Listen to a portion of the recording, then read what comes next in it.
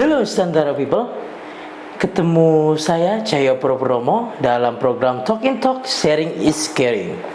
Dalam program ini saya akan berbicara dan banyak ngobrol tips and trick tentang fotografi. Check it out.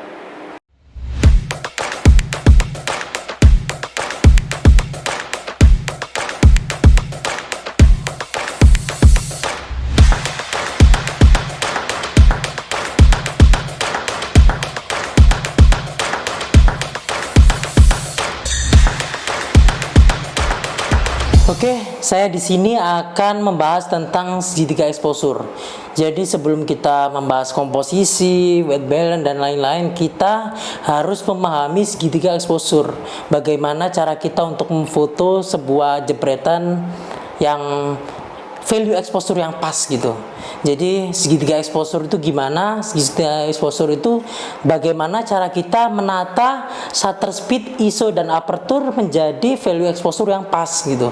Jadi menata, menyocokkan sebagai value exposure yang pas gitu. Nah, sebelum itu kita harus memahami apa itu ISO, shutter speed dan aperture.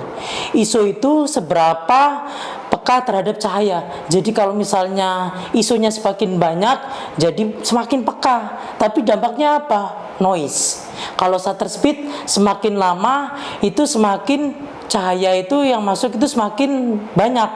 Jadi kalau misalnya kita main long exposure, ya shutter speednya kita lamain.